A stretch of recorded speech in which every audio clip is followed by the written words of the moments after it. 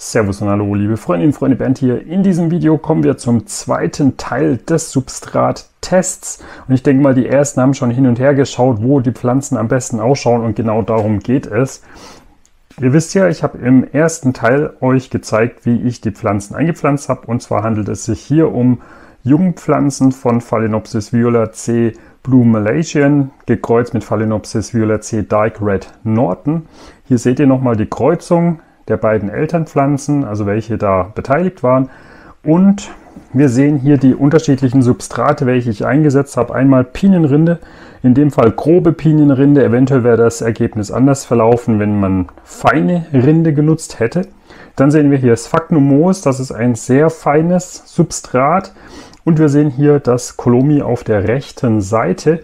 Und wenn man jetzt schon genau hinschaut, dann stellt man eines fest, und zwar die Pflanzen in Colomi schauen am besten aus. Die mittlere Optik, wo man feststellen kann, dass es noch ganz gut sein könnte, ist Sphagnum-Moos, und wo es ganz schlecht ausschaut, ist Pinienrinde. Es ist jetzt aber auch so, dass es gar nicht mal ganz so dramatisch ist, denn die Pflanzen in Pinienrinde haben auch noch Blätter.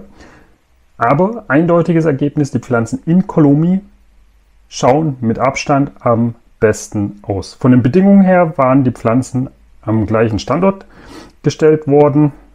Ihr habt es gesehen, die standen ja alle in der schwarzen Kiste, so wie ich das beim Pikieren gemacht habe. Wenn wir uns jetzt einfach mal die Pflanzen anschauen, dann sehen wir, ist hier in Colomi eine Pflanze schon dabei, ein neues Herzblatt auszubilden. Das heißt, hier mit Abstand das beste Ergebnis, denn das ist die erste Pflanze oder die einzige Pflanze, die ein neues Herzblatt in dieser Stärke ausgebildet hat. Wenn wir jetzt die stärkste Pflanze nehmen in Sphagnum-Moos, dann sehen wir zwar auch, dass hier sich ein kleines Herzblatt ausbildet, aber im Vergleich zu den anderen Pflanzen hier, wir haben ja ungefähr die gleiche Menge an Pflanzen herangezogen. In Pinienrinde waren es nur 4, in Sphagnum-Moos 5, in Colomi ebenfalls 5 Pflanzen. Dann sieht man hier einmal komplett durchweg in Colomi. Eindeutiges Ergebnis, alle Pflanzen schauen noch vital aus. In Sphagnum-Moos ist hier, die Pflanze ist zwar noch klein, hat aber die meisten Blätter verloren. Die Pflanze hier hat auch noch ein aktives Blatt, wächst also auch noch gemütlich vor sich hin, macht ein neues Blatt. Hier ist noch eine zweite Pflanze drin, schaut auch noch einigermaßen gesund aus. Das heißt, Sphagnum-Moos ist noch in Ordnung.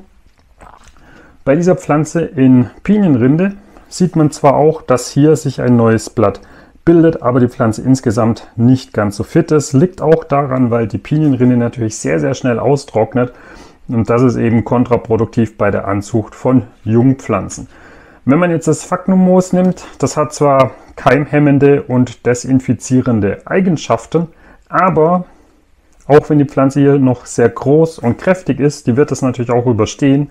Aber man sieht, die Pflanzen haben sehr, sehr große Probleme, sich darin zu entwickeln. Die Pflanze hat einige Blätter abgeworfen, das heißt, die ist wirklich sehr, sehr klein und hat Probleme gehabt. Und nehmen wir einfach mal eine andere Pflanze, die hier in Colomi wächst. Die hier macht ebenfalls neue Wurzeln, sogar ein Stückchen Sphagnum-Moos noch, kann man wegmachen.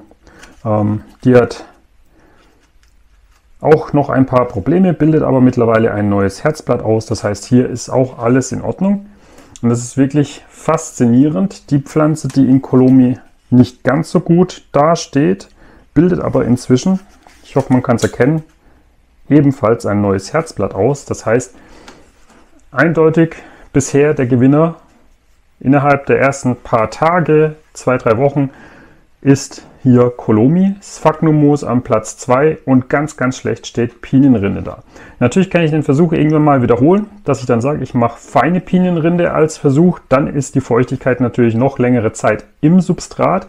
Aber wenn ich zweimal in der Woche die Pinienrinde befeuchte oder gieße, müsste das an und für sich ausreichen. Bei Sphagnum-Moos hält die Feuchtigkeit natürlich noch deutlich länger, weil das eben Wasser auch speichert. Und bei Colomi seht ihr ja ähnliche Wirkung wie Sphagnum-Moos, nur eben noch deutlich besser. Also ich denke mal, Jungpflanzenanzucht in Colomi ist eine bisher zumindest offensichtlich einfache Sache. Ich bin gespannt, wie das Ergebnis am Ende ausschauen wird, nach ein paar Monaten. Wenn ihr weitere Fragen habt, schreibt es gerne in die Kommentare. Ansonsten gebt einen Daumen nach oben, abonniert den Kanal. Bis zum nächsten Video und tschüss.